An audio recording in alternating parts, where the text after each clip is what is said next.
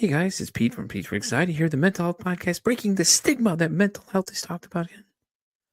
Welcome in today's episode. Before we get started today, we need to cover a few things really quick. Let's talk about the Pete for Anxiety Patreon first off. It's only $1, guys. $1. What does $1 get you? $1 gets you into the exclusive episodes I am recording currently. I'm actually focusing on certain different diagnoses of things to show you guys what it actually looks like as it manifests in a person. So why not for $1, judges? Yeah, they said $1. I just checked with them too. See, they said it was okay. It was $1 anyways. Let's also talk about the Oracle Talk Radio Networks app. In case you can't be here live listening to me, watching this video, supporting the show, you can listen to it on the radio app. Why not? It connects us live to our 365 radio. Just go to your app stores and download the Oracle Talk Radio Network. You'll see the big old Oracle Talk Radio Network app logo right on there. Download it, and it'll connect you to me, 10 a.m. Central Standard Time, 3 p.m. Central Standard Time, to Pete vs. Anxiety when I'm live doing my thing right here, informing the world and raising mental health awareness. So where are you going to be? 10 a.m. Of course. Come on. We just talked about this. Pay attention for once. Damn. Do y'all know how to listen? And as always, guys, like, follow, and share the YouTube channel. If you guys like what you're seeing, leave some comments, man. We want to know. I want to know if you like what we're on. You want to be on the show? Let me know. Hit me up at PeteVersusAnxietyPod@gmail.com. And as always, guys, enjoy the show. And by the way, did I mention to like, share, and subscribe to the YouTube channel as well? Yeah, okay. I just want to make sure because some of y'all are hard of hearing in the back, may have to yell loud or get a megaphone or something. But, anyways, let's get today's show started. Y'all have a great one. Enjoy. Guys, it's 10 a.m. You know what time it is? Time for Pete vs. Anxiety, the mental health podcast, breaking the stigma that mental health is talked about today. My guest is Alex. Alex, say hi to everybody. Hey, what's up, everyone? What's good? What's good? Alex is actually a friend from TikTok. I've been talking about coming on. He's been saying he wants to come on, so here he is. Alex, why don't you introduce yourself to everybody? Let them know a little more about yourself. So, as you guys can see, my name is Alex Knight. I'm originally from Kansas City. Made a move out to Texas not too long ago, so here I am down in Texas. Heck yeah, Kansas City. That's right. See, I had to wear my Chief colors for you, man. I love it. I love it. So Alex has come in here today. He's going to share his story about his own mental health struggles and things like that. So Alex, take the floor. It's all yours, brother. So yeah, Pete, man, it kind of started. Man, kind of started when I was about 2 years old. Uh, Parents got divorced at when I was two. Uh, After they got divorced, man, about 10, 12 years. So I was 12, 14 years old. And this whole time I kind of thought, man, what did I do to make my parents, break up? What did I do to have my parents split? Was I causing the arguments? Just always thinking I was in the wrong. But obviously, when I got older, I kind of understood why people don't work out, right? But my real story, man, starts when I was 17 years old in high school. When I was 17, I had a friend of mine commit suicide. I was a senior in high school. My friend and her friend both committed suicide the same night. Jesus, So, man. we came to school that next day and we were kind of all in shock. So, that was the fall of my senior year. Now, the summer going into my freshman year of college, so this would have been back in 2015. Um, a buddy of mine who I was super, super close with, his father passed away. Just freak accident, man. He was just on a ladder, had a stroke, and just passed. So now I've had a couple people that I've known pretty somewhat close to me pass. So I get in the mindset a little bit of, man, what am I doing wrong? Like when I was saying earlier, when I was two, parents divorced, that was my thought. What did I do wrong? Fast forward to the next summer, 2016, my grandfather passed away. Uh, Freak accident, just a heart attack out of nowhere. Same summer, I had another friend commit suicide. So of course I fall even deeper. Man, what did I do wrong? Like Yeah. I'm getting like all this, like, man, all these people that I'm getting close to are passing. Like it's gotta be me, right? Yeah, Like let that's me the only ask you a quick logical question answer. though, real fast, Alex. Okay, so when this all goes on, what is your mindset like? Do you like you questioning everything? Like, hey, why did these guys like? Did you ask yourself like, hey, what could I do for these people? You know, for the two friends that obviously killed themselves, they were both the same night. That's just insane, honestly. Just the coincidence that two people chose to take their lives on the same night. You know, things like that. I'm sure you guys went back to school and you all started asking yourselves, like, hey, what could I have done differently? Did we notice the signs and things like that? Is that a thought process you guys had at any point when you guys all were discussing it? No, no, not really, not at the time.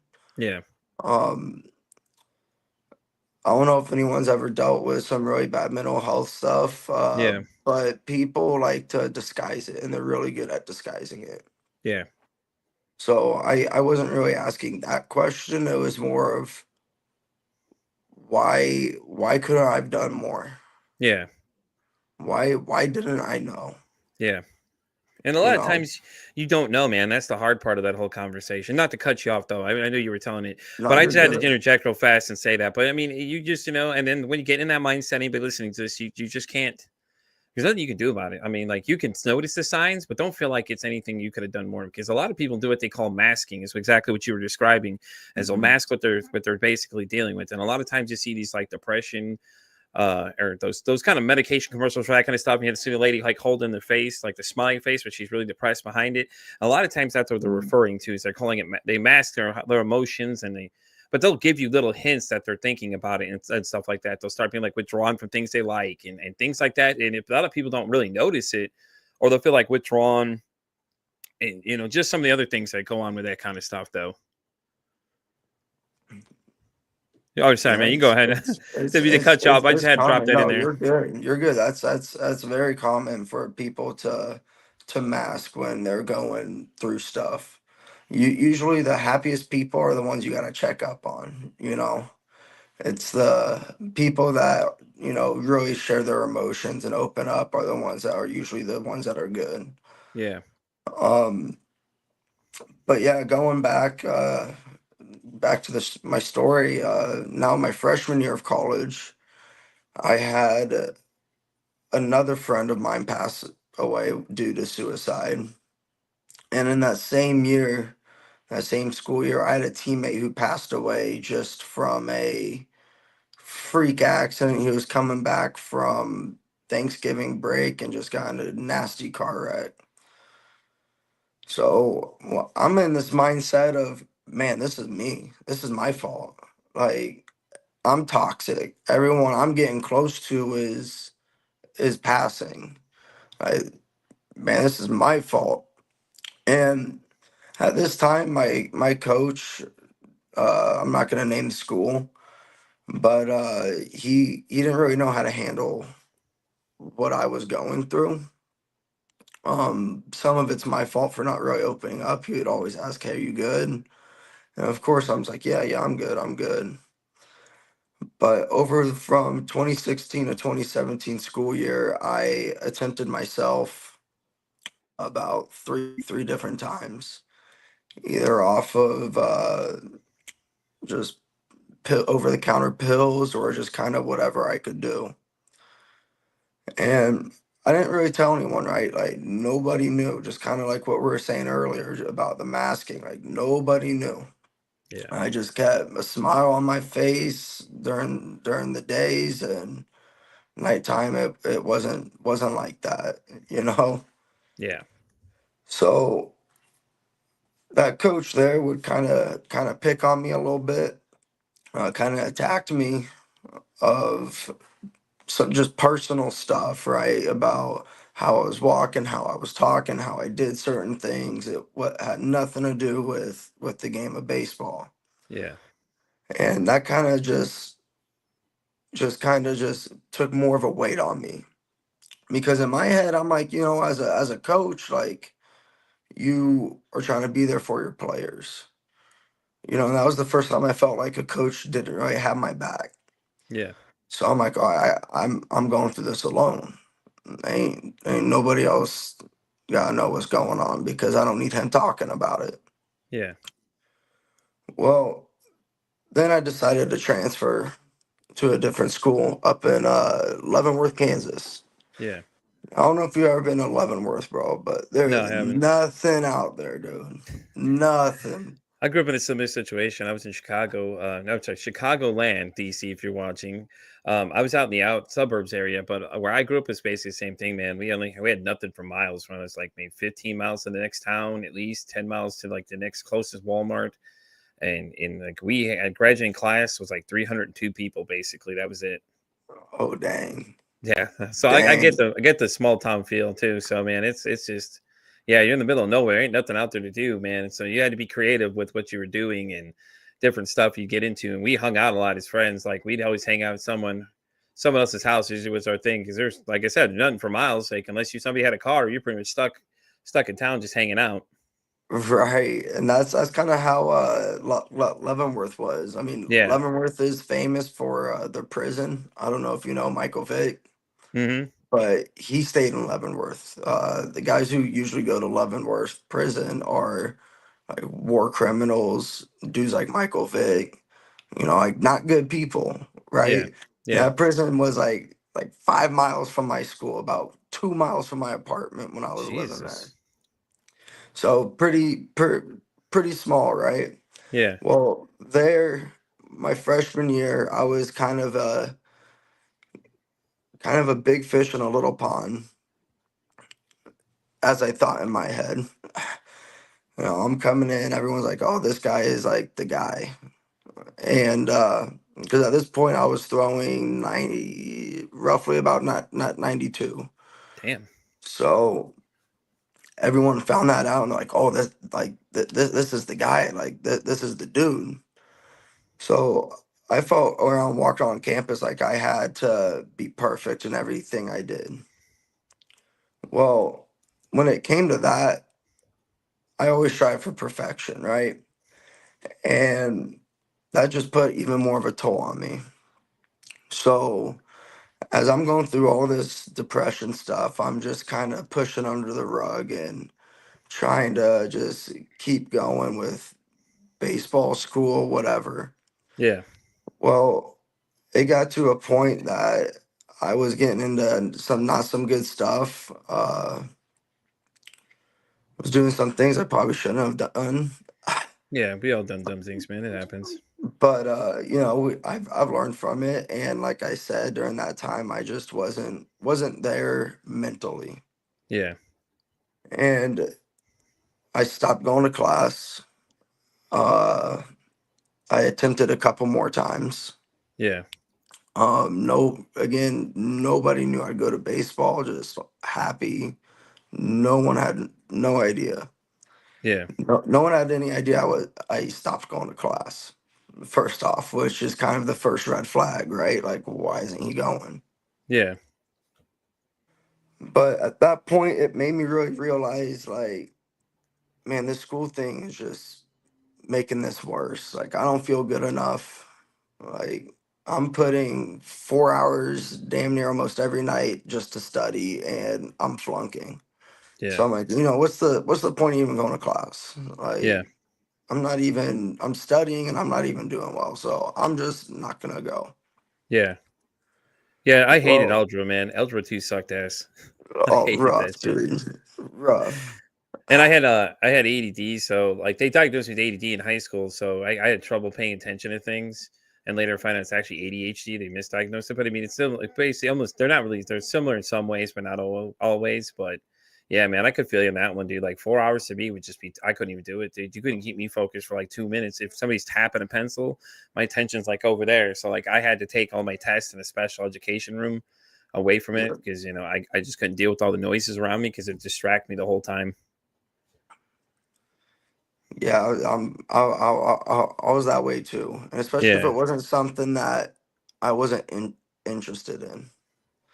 'Cause a lot of the classes I was taking, I'm just wasn't interested in. I thought I was like, man, this is all lame. Like, I'm never gonna need this shit. Like, I've never used Pythagorean theorem in my life, and the amount of Yeah. times we've had to use that is countless in school. Yeah. you know. So it was just things like that. And at this point, the only thing I had going on in my head is I need to make it pro. I'm not good at anything else. Baseball is my identity, Yeah. right? And that just put some more pressure on myself. Um, now I got kicked out of St. Mary up in Leavenworth. Obviously, right? When you don't go to class, you're going to flunk out. Yeah. So I get kicked out there. I kind of opened up to my parents very, very little about what was going on. So they got me a therapist, and I was at the point that I didn't want to talk to a therapist. I didn't want to talk to this stranger who's acting like they care about my life. They don't know me, you know? So I convinced my parents for me to go out to the middle of central Kansas to go play baseball. So I went out to a small town called Great Bend, Kansas. Yeah.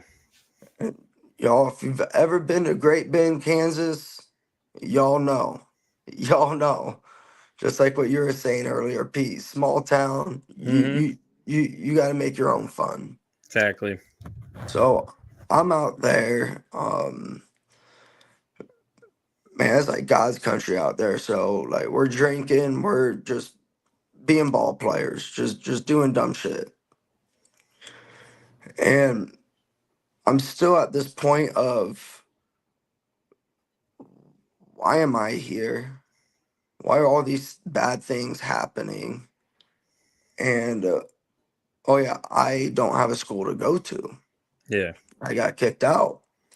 Well, I had a coach from California, out in Huntington Beach. Beautiful place. I don't know if you've ever been, but gorgeous place, and you need to if you haven't. Yeah. Yeah. I But got to get to California. it was a 2 year school, Yeah. and when I was out there, I had another buddy of mine commit suicide. So I'm having all these people keep going like flies, man, like Yeah. flies, and these suicides are either from drug overdoses to shooting themselves. Yeah. So it's all these crazy things that are happening around me, and it's like, why me? Why am I going through this? And I got out to California, and I loved it. Palm trees everywhere, man. I was 2 miles from the beach, 2 miles from the school. It was awesome. I was living life. But of course, I wasn't going to class all the time. I'd go to baseball practice because that's what I loved. Yeah. And in that time, I was getting like everything I could have possibly asked for. I verbally committed to Long Beach State, which was my dream school of all time. I wanted to go there and play baseball. And the Toronto Blue Jays were interested in me. Oh, get out. Really? And they're like, let's see how he progresses through the spring. Because at this point, I was consistently 89 to 92. Yeah. And they're like, so they couldn't talk to me directly. The Blue Jays couldn't, right? Yeah. Of course not. But they were talking to my dad. And my dad's like, all they want to see is just you perform this spring. Just keep doing you. Like, good things are coming. So I'm like, oh, hell yeah. Everything I could possibly want just right there for me. But in that moment of time, it's like, man, this shit doesn't even matter. Like, it doesn't matter because whoever I get close to is just going to pass away. And then I attempted a couple more times while I was out in California. Came back for Christmas break. I went to get dinner with my ex stepdad and my brother. And we get home from dinner. It was a great dinner and everything. And I just look at my brother and I go, hey, bro, I'll catch you later. I love you. And at that moment, he just kind of knew something was wrong. Yeah. And I'm a very isolated person as it is. So, what's the best idea I think it is to be depressed to do? Be alone and go drive around the city, right? Like, Yeah. no one could get a hold of me. Turn my phone off. So, everyone's freaking out a little bit. I come home about 9 in the morning. And at this point, I just kind of broke down in front of my mom. And I'm like, Mom, this is what's going on. Like, I'm hanging on by a thread here.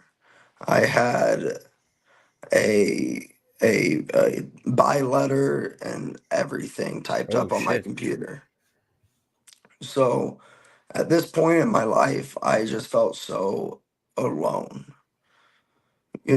and once all this they started to figure everything out, they're like, yeah, we really need to get you help. This is more serious than we thought. And I went to a overnight hospital place so they could keep an eye on me. Yeah. I was there for about a week and a half. Missed Christmas that year. Um and really had to do some work, right? Had to really do some work and kind of just realignment. And at that moment, when I was going through all that, the thing that was really just missing was my relationship with Jesus. Yeah. And I knew him when I was younger, right? I knew him, but I shied away from him. And while I was going through all this, I started to build that relationship back up. Well, I get out of the hospital, um, a little better, just not thinking that I'm gonna end my own life anymore. And now life really hits. I'm not in school anymore. Um, I'm living at my ex stepdad's house just because when I left the hospital, they go, all right, well, where are you staying? Like, you have to pick. You have to choose your mom's house or dad's house.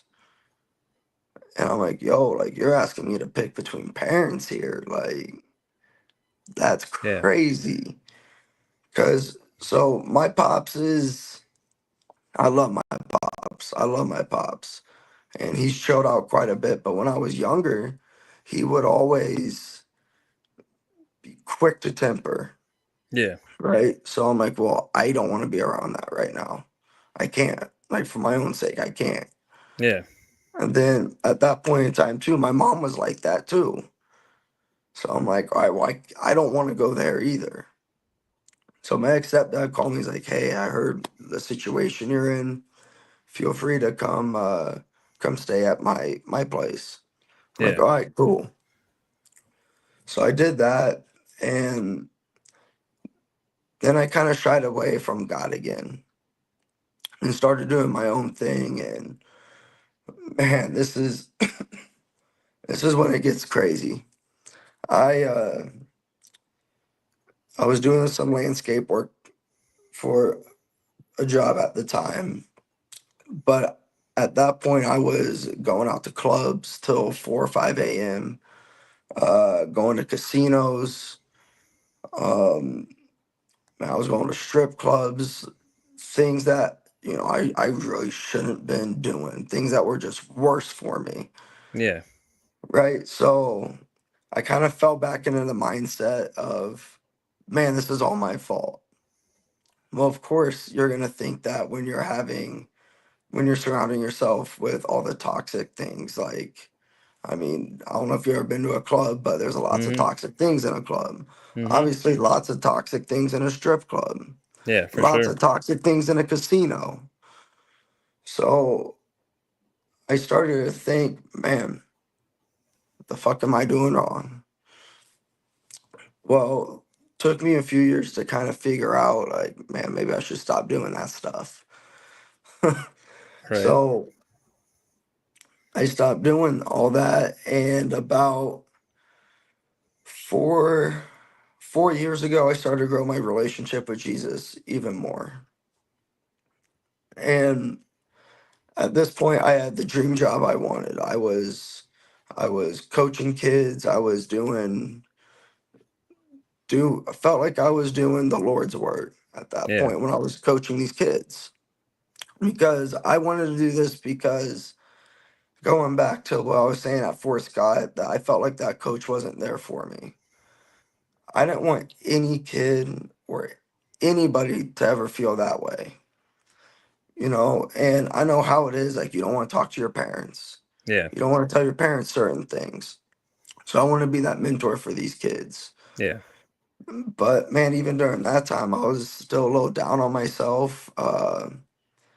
Man, I'd show up to work, uh, would have a couple of drinks before, and it's like, all right, here we go. And it didn't affect my work, right? Like, I was, by the way, everyone who's listening, do not drink and go to work. I am not saying do that. It's like, don't learn by my example. Learn by what not to do from me. Damn it. Right, right, right. Because I mean, I'm obviously the furthest thing from perfect. Yeah, and So what's do not do perfect what I these days, did. man? Really, if we had to put a definition of perfect, what's perfect? I don't think anybody can really give you an honest answer. It's just like playing the telephone game. Okay, starts as this, and then get around the room comes back to you, and it's like, well, nope, perfect change from what your ideal situation was to whatever else's opinions are. So, Right. I get that completely, man. So at this point, man, I was still going to clubs. Um, I was more dabbling into the casino life at that point. Hmm. So kind of my daily schedule was go to work at 3 p.m., get off at 8 or Yeah, 9. And then I would go to the casino. Then after that, me and my buddy from the casino, with that, whatever money we won, we would either go get some pot, or we would go down to the strip club. And then after the strip club, we go back to the casino. And at this point, it's like 6, 7 a.m. and the sun's coming up, birds chirping. It's like, well, too late to sleep now. Here we go. And that was just kind of what my daily life was looking like then. And it was up to 3 years ago. I got super close with the Lord and stopped doing all that. yeah, And when I did that, a lot of my answers of the why was being answered. yeah, Like, why am I going through this? Why me? And I came to the conclusion that, man, God's not going to put you through something if he knows you can't handle it. And I'm a huge believer in trying to grow your relationship with him, because yeah. a lot of the answers you have in your life are going to start to line up. Exactly. Like the answer of why did my parents get divorced when thinking it was my fault. Well, obviously, when I got older and the closer I got to the Lord, he was putting those answers of, well, people just aren't going to be together all the time. Yeah, That's just how it is now. It's nothing that you did, it's them. So as soon as I started to grow that relationship a little closer with the Lord, man, life started to get a little easier. And then shit hits the fan. Had another friend commit suicide. He OD'd on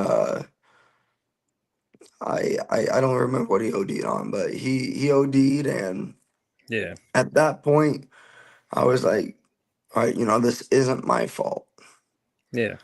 Instead of what did I do wrong? Like, I Right. finally got to the point, this isn't my fault. This is just shit happens. Sometimes the evil just wins. But I know it's kind of a long story and kind of all over the place, but Yeah, I went from, man, having like everything I could possibly ask for that just didn't make me happy. Um, Everything I worked for just didn't make me happy.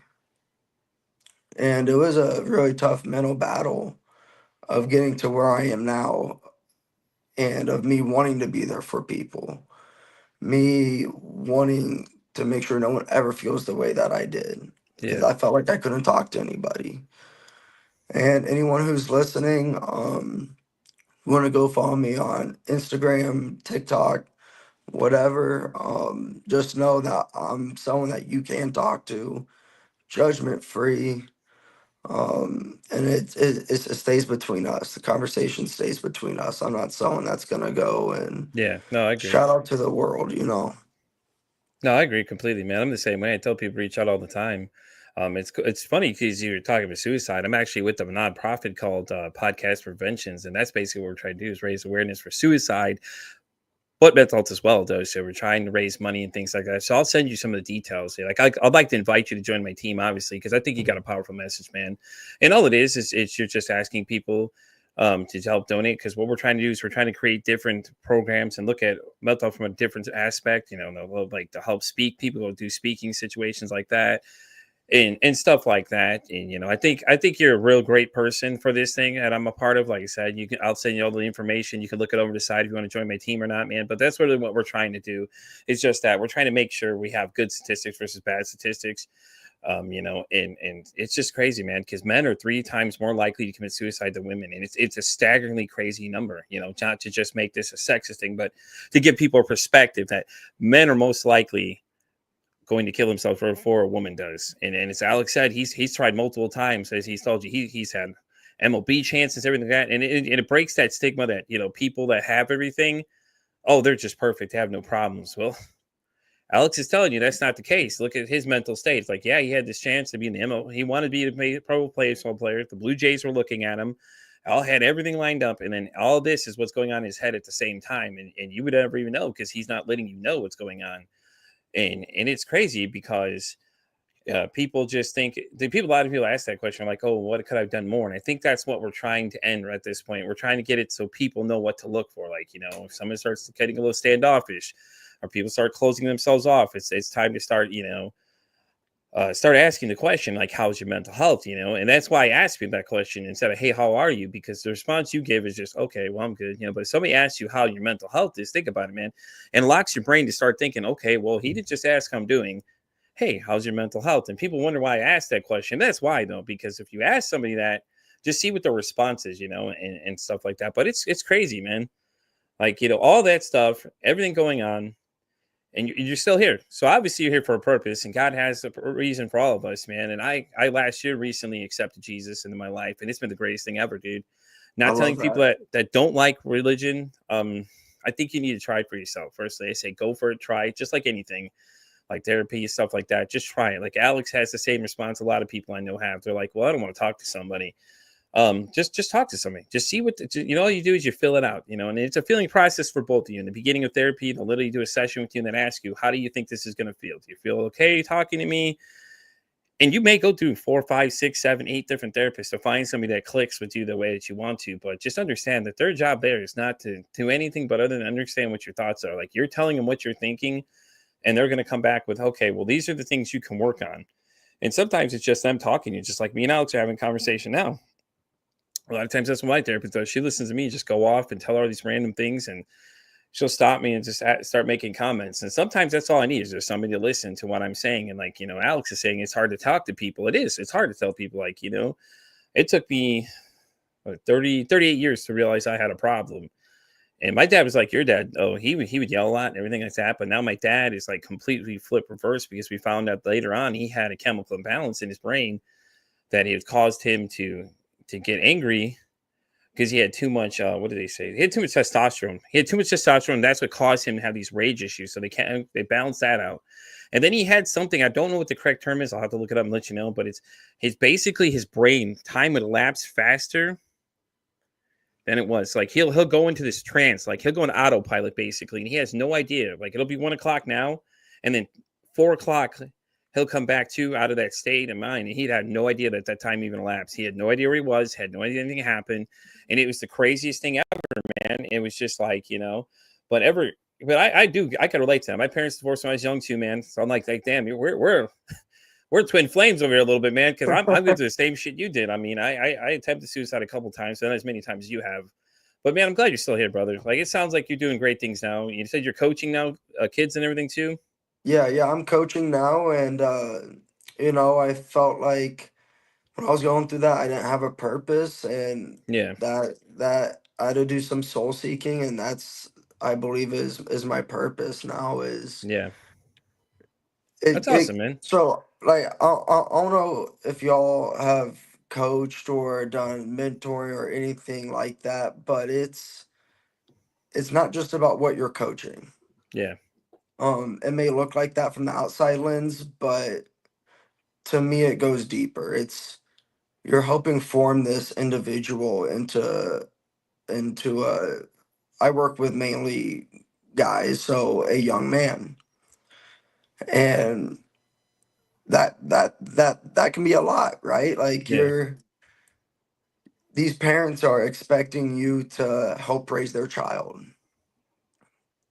in a sense of helping them what's right and wrong. And I believe that's why I do what I do, because I am able to connect with each individual in in their own way. So that way they do come and talk to me, that I can give them my 2 cents. I tell my story to a lot of the athletes I work with, maybe not as into detailed of what we went on yeah, the show today, yeah, definitely. but I definitely am open about that.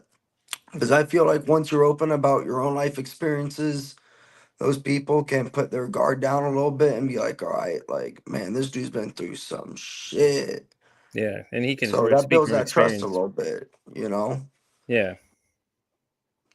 Yeah, man. I feel like when you do that too, you're gaining their trust because they're like, oh well, hey, this guy's been through it. He knows what's up. He's been there. He's been doing all this process and things like that. And it's not like, oh, where's Coach coming from? Well, now Coach has been there. Coach has had that opportunity, and he doesn't want you to do the same things he did, and just let things get so bad it just squanders your chance at it because damn the Blue Jays, bro. That would have been awesome, honestly, man. Like any professional team, honestly, it doesn't matter what it is. As much as I'm a Sox fan by heart.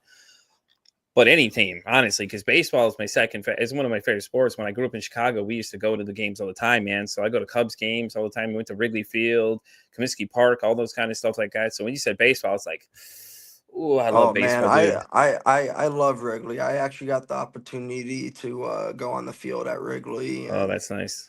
I would throw have on the hated it. mound It's there. enemy That was territory, Alex. I awesome. couldn't go on there, man. Okay, it's enemy territory. That's fair. That's fair. Yeah, but that's awesome, man. I'm so glad you came on though, and you're telling all that because that I had no idea. Like when you were telling me, oh, it's gonna get intense. I'm like, dude, I think we just left intense a long time ago. Damn, I'm like, holy crap, dude. For you to make it And through all that, man, that says a lot about you, man. That's and character wise too. That's you're a real strong person. I think you found your inner strength, which is great.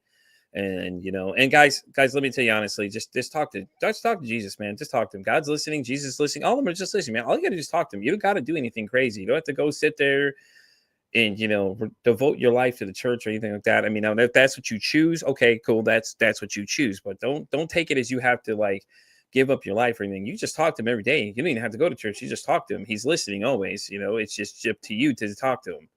man, I can't tell you the before Christmas, I can't tell you the last time I've been to church. But I talk to God and Jesus almost every day. I'm Exactly. driving to work. I will literally talk to them as if they are sitting right next to me. Yep. You I know, do the and same so many thing. people are like religion this, religion that. To me, it's not religion. To me, it's more of a spiritual connection, Hmm. and more of a relationship. Right? It's Yeah. more of a relationship than religion. And I feel like that's what turns people off of Jesus so much is you have those people shoving Jesus in your face. It's exactly what happened to me, And man. there's people that don't want to hear it. Yeah. People don't want to hear that all the time. You know, like yeah, there's a time and place for it, but what we are supposed to do, we are supposed to talk to people about Jesus, right? Yeah. But I'm not going to shove it in your face. I'm Yeah. just going to plant a little seed. I may make one little comment about Jesus, And then who knows? Maybe they think about that later. Who knows what they're going through at that point? Yeah. Maybe at that point it clicks for them. Okay, oh, this is what I should do. So like he Yeah. never says you have to go throw it in their face. Yeah. He says plant seeds, be a fisher of men, Yeah. right? Just go spread his word. Go talk to people about him. Again, talking and shoving it in your face is two Right. different I was things, about to right? say the same thing, man. You just caught it. You read my mind because I was thinking the same thing. Shoving it down somebody's throat is way different than talking to somebody about it. And it's how Right. you approach things. Like, how you just to bring it up to people like, hey, listen, I know you may not be religious, but have you ever thought about talking to Jesus? Just saying, hey, think about a possibility. Just like I asked people, how's your mental health? It's just a different way to look at things. Like instead of me asking you, how are you doing? You're going to say, okay. But if I go, hey, how's your mental health? You're going to really think about that question for a second. Like, wait, hold on. Because I've had people react and people tell me they've done that before. They asked somebody that and he said that their response was that the person opened up more to them and started talking to them more and just started just telling them about everything. And sometimes that's all it takes is just, asking the right questions versus, just saying, hey, how are you doing? Because everybody's going to say, okay, but are they really okay? Right.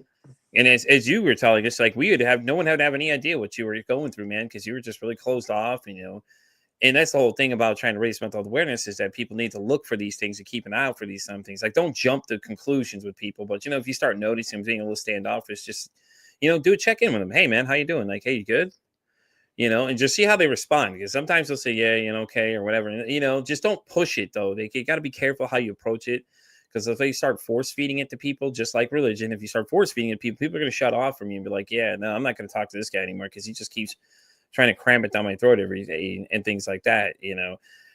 And that's the crazy part of it all is just like, you can't judge books by the cover because just looking at you, based on society, we say, well, Alex is a good looking guy. No, he ain't got no problems. He's got everything going on for him, this and that. But little they know the real story is that just death surrounded you. And you're left with the question of what did I do and why is it my fault? And then your parents divorcing. It was hard at a young age. And it was hard for me too, because I was a little older than you. I was like 12. I was a couple years older than you. And I don't think I ever questioned why they did. They argued all the time. So like eventually I knew it just was for the better. Just people just sometimes don't work out is how I look at it. Cause Right. they'd argue all the time, dude. It was just constant fighting. Da, da, da, da. And my dad would constantly get mad and start arguing about this and that and start, and he'd have those fits of Hmm. rage or he'd just go off and then my mom would start going off. And then my mom abandoned me when I was right a little bit after when they divorced because I went and lived with her, not with him because his work schedule wasn't ideal for the watch us. So me and my mom got into it. I don't remember what we got into it about. Something totally stupid. I know that much.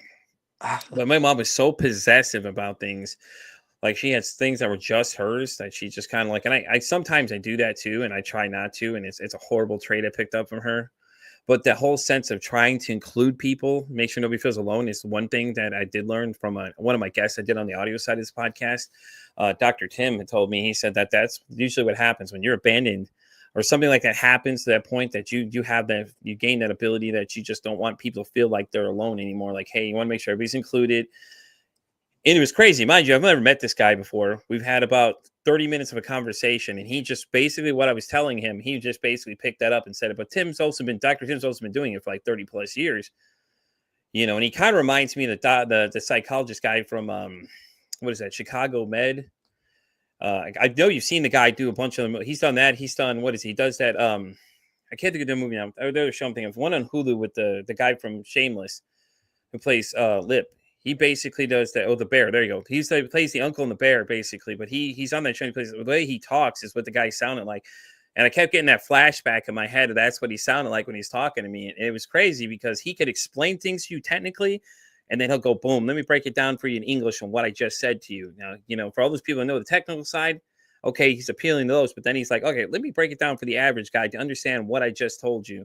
And it was so cool talking to him. And I'm trying to get him to come on the show again. I know we're trying to get him scheduled though, but it was so interesting a conversation that for like a guy that only met you for 30 minutes, they could read that much about you. And that's what I'm trying to tell people about therapy. Is like it may not be for everybody. And the great thing with the show is I introduce different people that do different things and different like holistic medicines and spiritual.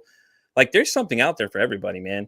Like don't think therapy Right. is the all end all be all. And I know a lot of people associate therapy with medications too, man. And it's like I hate that because it's like there's so much more out there than medications. Like you don't need to be medicated about everything. Sometimes, hypnosis or something else will work better for you, and stuff like that. But there's so many different options out there nowadays, man. Even the things they're doing wonders they're doing with CBDs and things like that, and alternative medicines and stuff like that. Because there's a guy and I'm trying to get on the show that I met. It's on TikTok. I don't know if you haven't met this guy yet, but his name is DC. And DC said that he takes like an obscene amount of pills, man, just to get through his day. And the crazy part is that the other one said destroyed his thyroid. Just a little bit of his story because he was like telling me a little bit about it, but it was like, it's just nuts. Like they keep forcing all this stuff down your throat. And it's like, oh, here's a pill. Oh, wait, I'm sorry. Destroy this. Now we have to give you this. And now you Right. have to be these. And it's just like, guys, we need to stop. It's crazy.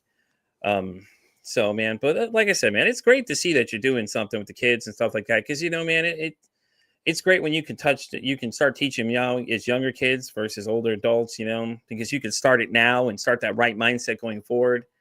And then when they evolve into grown men, then they start, they can start perceiving the right ways to do things and things like that. And maybe they'll pick up Jesus. Who knows? You never know. Hopefully, it's something they accept, or they just talk to him because, like you said, you talk to them every day you go to work. So I do too. Sometimes sometimes it's just what I need and refocuses my mind and stuff like that. So it's great, man. And like you said earlier, like guys are more susceptible to suicide and mental Mm-hmm. health than 3 times women. more likely, my friend. Isn't that crazy? Well, the reason is, in my opinion, yeah, I could be wrong, but in my Now, listen, opinion, you're speaking from experience. You've been there multiple times. if Uh, you're a true dude, you know, so I say there's two kind of dudes we have now. We have dudes that are more betas and more alphas in sort of terms to speak. Back in the day, man, there was a lot more alphas that, mm-hmm. all right, we have to provide, we have to do this, we have to do that, and us men are held to such a higher standard. Yep. Even if the women out there are saying no, no, no, but deep down we are. Like deep down we are, especially if you're a dude who's supposed to be able to provide, supposed to be able to do this and that. And now that just adds pressure to that dude, Yeah.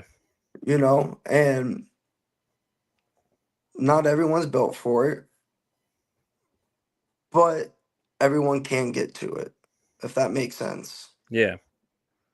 Like it doesn't just happen like that to be able to be like, all right, well, here we go. Because man, we all go through shit. Yeah. We all go through shit. Now, everyone's shit's different, right? Everyone has their own story. But Yeah. man, we all Exactly. go through shit. We all go through tough times.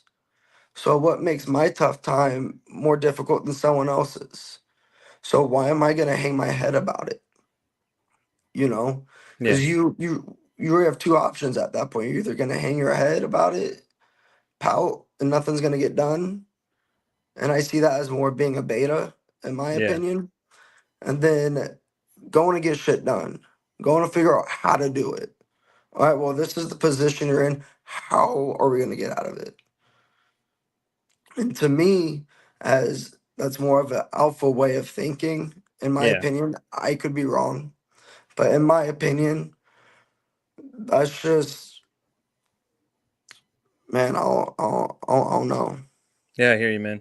All right, real quick, I'm looking at some statistics here on this side. I have a Perplexity. It's like an AI browser thing that I'm using here. Okay, so it says in 2021, but okay, 38,000 men in the U.S. died by suicide, the highest number in rate in 2 decades. Think of that. That's insane. Wow. We as men need to start Wow. doing something to stop being a statistic, and it's insane. Like that's what it's coming to.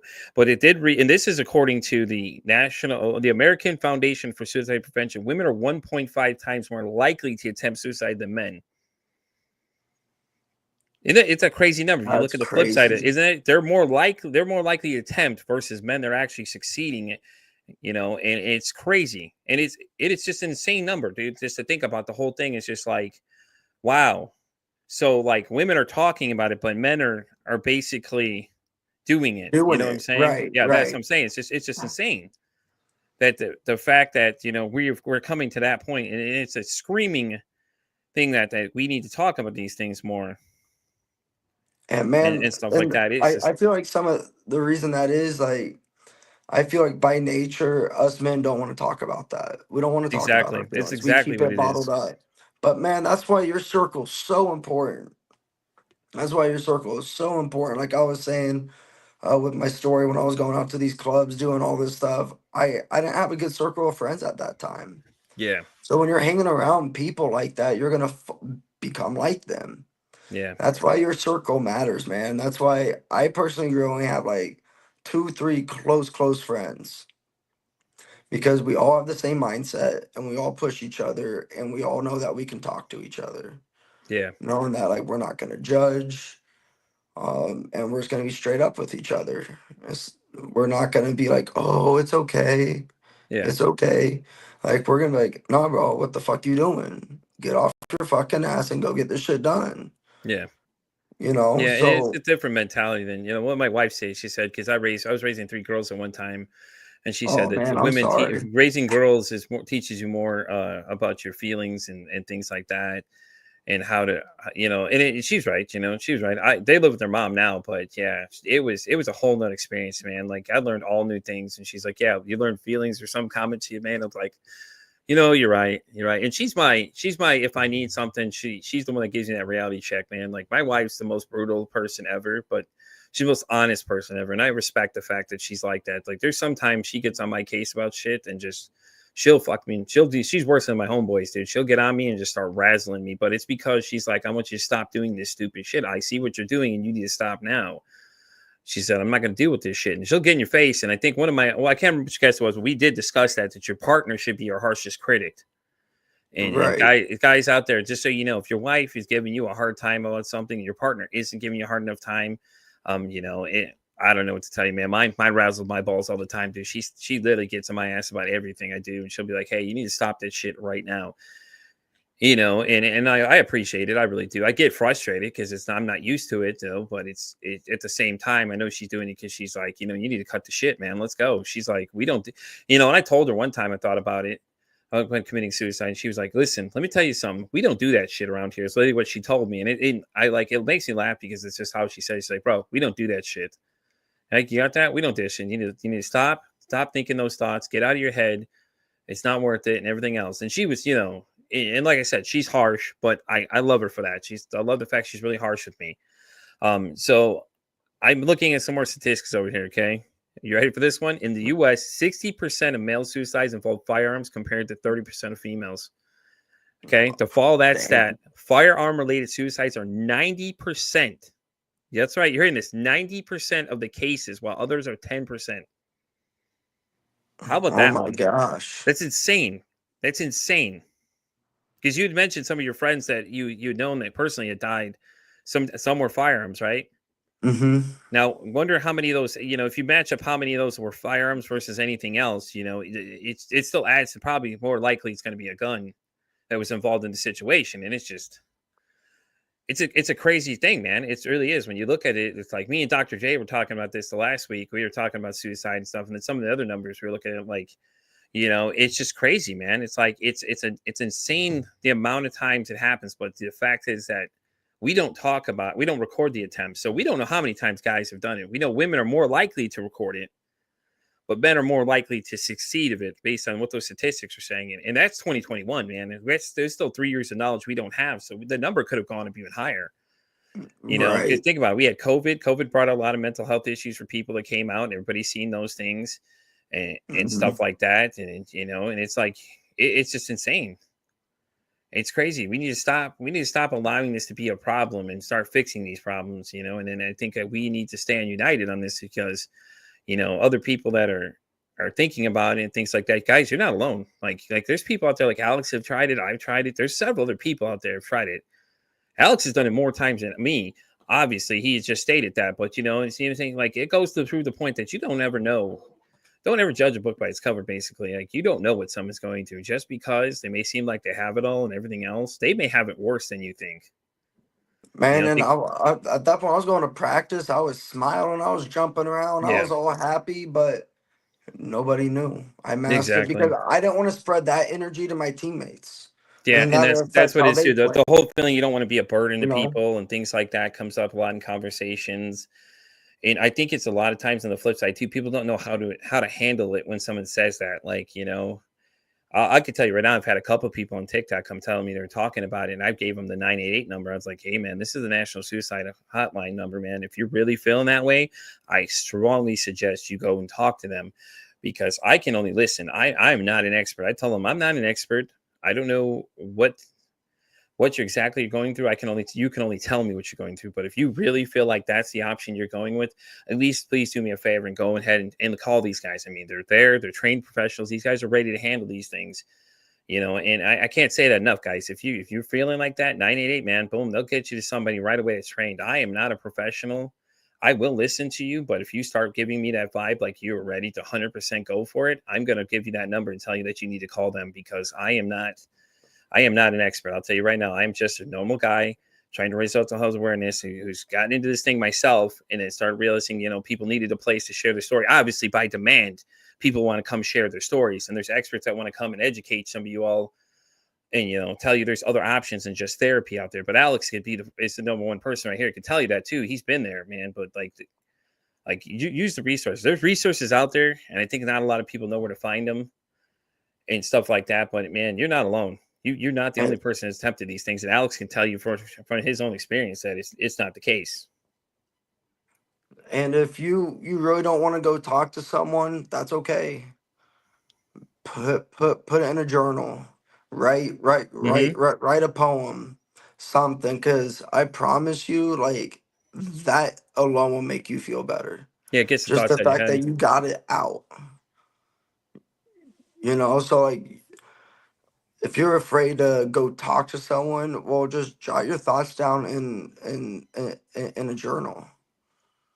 'Cause I Yeah, promise you, once you go back a week, 2 weeks, 3 weeks, you're gonna be like, dang, that's what I was thinking. How could I possibly think that? So every Christmas now, I text my parents. I put them all in a group chat.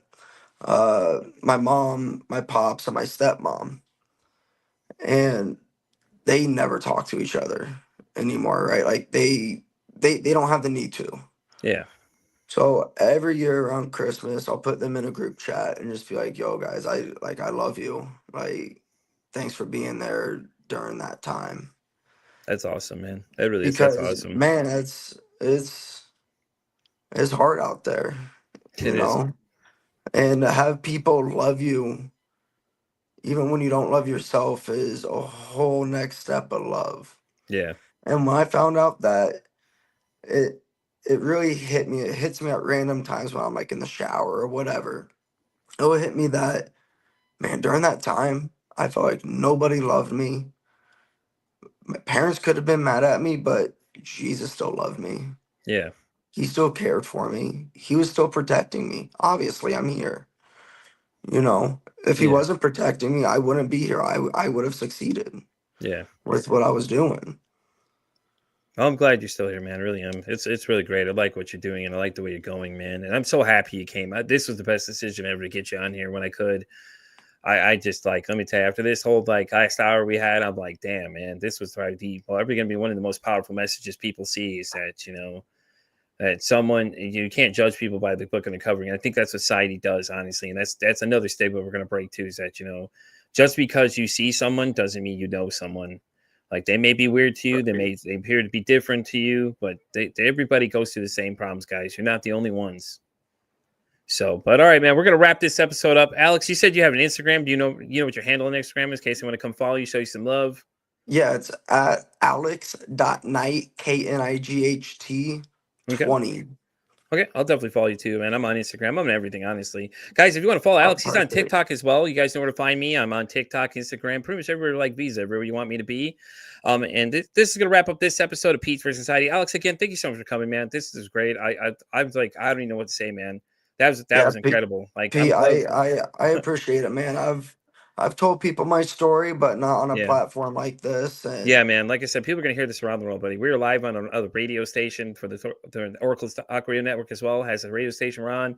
I have listeners as far as Australia that listen to this show.